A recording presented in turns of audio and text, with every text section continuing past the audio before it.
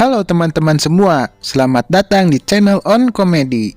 Kali ini kami akan menceritakan dan menjelaskan sebuah alur cerita film yang berjudul Shaolin Popeye 2. Tanpa basa-basi lagi, mari kita mulai ceritanya. Adegan dimulai dengan seorang wanita yang bernama Aking dan memerintahkan anak buahnya yang bernama Si Kuning untuk membunuh seorang kakek tua di sebuah perguruan Shaolin. Kemudian scene berpindah ke sebuah perguruan Shaolin di mana ada seorang guru dan 3 muridnya sedang melakukan aktivitas keseharian mereka. Sebut saja ini kakek guru, Pamantat, Boboho, dan Si Ulung. Terlihat mereka semua sedang melakukan aktivitas mereka masing-masing.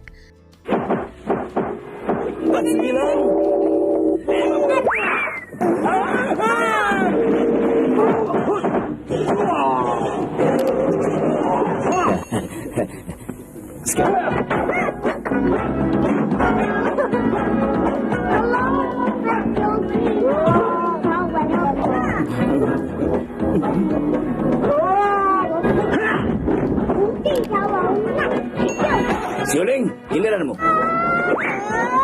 Apa?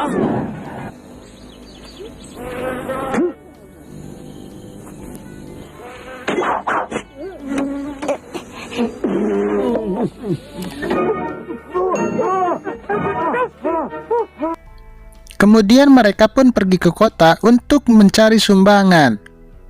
Di tengah perjalanan, mereka melihat 2 orang pendekar sedang bertarung. Si Ulung pun berinisiatif untuk membantu salah satu dari mereka. Akan tetapi, ternyata itu adalah adegan sebuah film yang membuat sutradara marah besar karena adegannya terganggu. Karena tahu mereka adalah utusan dari perguruan Shaolin, sang aktor pun memberikan sebuah sumbangan kepada mereka. Setelah sampai di kota, mereka pun melihat sebuah restoran yang menyediakan daging. Karena di pikiran mereka daging sama seperti iblis, mereka pun menghancurkannya. Mereka pun pulang larut malam. Karena takut ketahuan dengan kakek guru, mereka pun mengendap-endap dan memanjat tembok. Akan tetapi, ternyata kakek guru sudah menunggu mereka dan alhasil mereka pun dihukum oleh kakek guru. Setelah itu, terlihat Boboho sedang galau karena mendapat sebuah surat cinta dari seorang wanita. Karena dia tidak bisa menulis, dia pun meminta Pamantat untuk menuliskan untuk membalas kepada wanita itu. Keesokan harinya, terlihat Boboho sedang beribadah sambil menangis. Dia berkata, dia takut cintanya ditolak karena dia seorang biksu. Pamantat pun mempunyai ide dengan cara membuatkan rambut buatan dengan cara mengecatnya dari tinta. Setelah itu, Pamantat mengantar Boboho untuk pergi berkencan dengan gadis tersebut.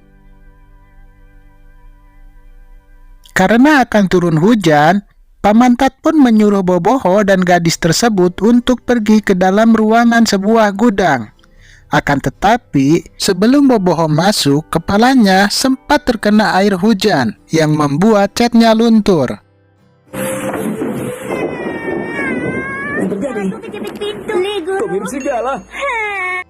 Sejak hari itu, Boboho pun terlihat sedih dan dia pun tidak mau makan.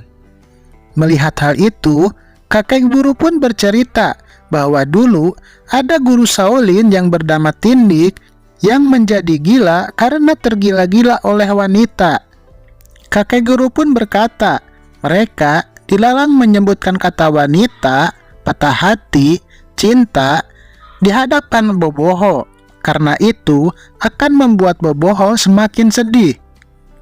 Melihat Boboho yang semakin sedih, kakek guru pun mempunyai ide untuk menghibur Boboho dan membuatnya tertawa. Tiba-tiba saja datang Si Kuning untuk melancarkan aksinya. Akan tetapi, karena ketahuan, Pamantat dan Si Ulung pun menghajar Si Kuning. Milik siapa ini? Rambut siapa ini? Rambutku. Tapi popok siapa ini? Ayo, milikku. Melihat hal itu, Boboho pun akhirnya tertawa terbahak-bahak. Keesokan harinya, ternyata Paman Tat dan Boboho sedang mengikuti adegan sebuah film dengan menjadikan Boboho sebuah stuntman adegan kekerasan. Hasil uang dari pekerjaan mereka pun mereka belikan sebuah kue untuk memberikannya kepada kakek guru karena kakek guru akan berulang tahun. Sebelum paket kuenya tiba, di tengah jalan, mobil paket kue tersebut dihadang si kuning.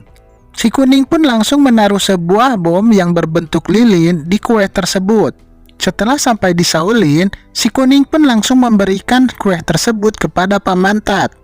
Akan tetapi, Paman Tat pun keluar kembali dan berkata, karena ini adalah hari ulang tahun kakek guru, dia pun memberikan satu lilin yang ternyata itu adalah bom yang dipasang si kuning.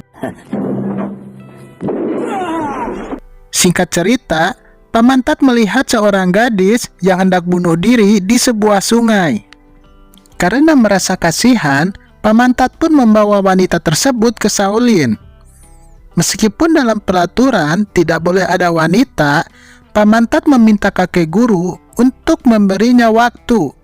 Kakek guru pun memberikannya waktu 1 minggu untuk wanita ini tinggal di gudang belakang. Hari-hari pun berlalu. Terlihat Paman Tat ternyata menyukai wanita tersebut. Pergi sana. Pada suatu malam, Paman Tat bertanya kepada wanita itu apa yang akan dilakukannya selanjutnya. Wanita itu pun berkata dia akan pulang. Akan tetapi Paman Tat melarangnya.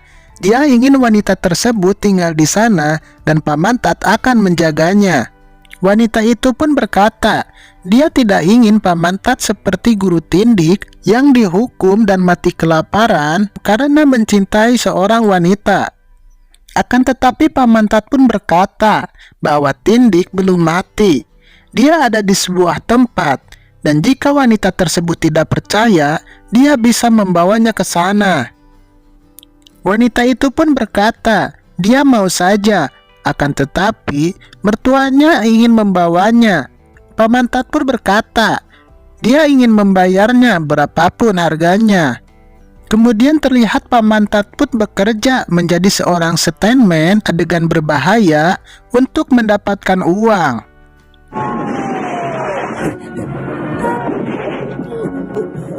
Di tempat lain, terlihat wanita tersebut sedang berada di sebuah gua tempat guru tindik. Dan kemudian datang kakek guru yang ternyata sudah mengetahui bahwa wanita tersebut adalah musuh. Kakek guru dan wanita tersebut pun bertarung. Dengan cara licik, kakek guru pun berhasil dilumpuhkan dan disandra olehnya. Singkat cerita, Paman Tat pun pulang dan mengetahui bahwa guru dan wanita tersebut hilang. Kemudian datang si kuning yang memberikan kabar burung. Di dalam surat tersebut tertulis bahwa guru mereka disandra oleh sekte iblis dan mereka diberi waktu 7 hari. Mereka pun bersiap-siap dan berlatih, dan pada saat akhirnya mereka pun berangkat untuk menyelamatkan kakek guru. Pada akhirnya Paman Tat yang menyamar menjadi tindik, Boboho, dan Xiulung pun sampai di tempat kakek guru ditahan. Akan tetapi, di sana sudah ada 4 wanita kekar yang menghadang mereka. Xiulung pun langsung menghadapi mereka, dan dia berhasil mengalahkannya dengan cara meminum susu yang membuatnya semakin kuat. Sementara itu, Paman Tat berhadapan dengan si kuning dan wanita tersebut yang ternyata adalah si merah.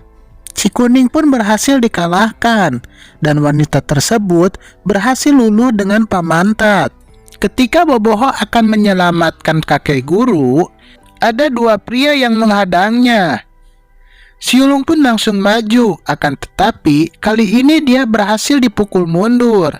Dan ketika dia ingin meminum botol susunya malah dihancurkan oleh kedua pria tersebut. Menyadari hal itu, Pamantat pun berkata kepada sang wanita agar dia memberi susu murninya kepada si ulung. Wanita tersebut pun setuju dan langsung menyusui si ulung. Pada akhirnya, si ulung yang mendapatkan susu murni langsung mengeluarkan jurus mabuk dan mengalahkan mereka. Ketika akan menyelamatkan kakek guru, ternyata si bule masih bisa berdiri dan hendak menyetrum kakek guru. Akan tetapi, tiba-tiba Tindik yang asli muncul dan langsung menghajar bule tersebut.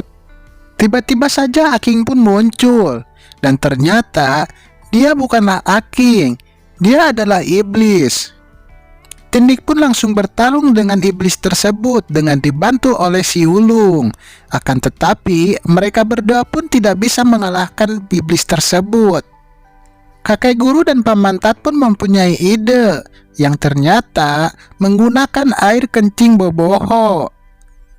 Ide tersebut pun berhasil, yang ternyata air kencing boboho berpengaruh kepada iblis tersebut yang merasa kesakitan. Akhirnya Tindik dan si ulung pun berhasil mengalahkan iblis tersebut.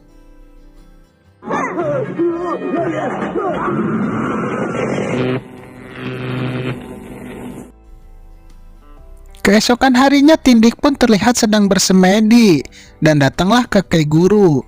Kakek guru berkata, meminta agar Tindik tetap tinggal di Shaolin. Akan tetapi Tindik menolaknya. Ia berkata bahwa dia tidak bisa jauh dari wanita. Tindik berkata, 15 tahun lalu, ketika kakek guru masih muda, dia tidak bisa menghentikan Tindik. Kakek guru pun berkata, dia kali ini hanya ingin melihat Tindik untuk terakhir kalinya, dan meminta Tindik untuk berjanji tidak perlu 15 tahun untuk kembali, karena mungkin 15 tahun lagi kakek guru sudah meninggal. Tindik pun pergi dengan disaksikan Pamantat, Boboho, dan si ulung. Terlihat ada si merah yang menggoda Pamantat. Si ulung pun bertanya kepada Pamantat, apakah Pamantat akan pergi seperti Tindik? Pamantat pun menjawab, Tindik perlu 15 tahun untuk kembali, sedangkan Pamantat hanya perlu 10 menit.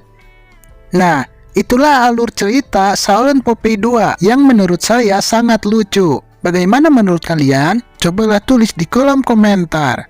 Terima kasih yang sudah menonton dan mendengarkan alur cerita film ini. Sampai jumpa di alur cerita film selanjutnya.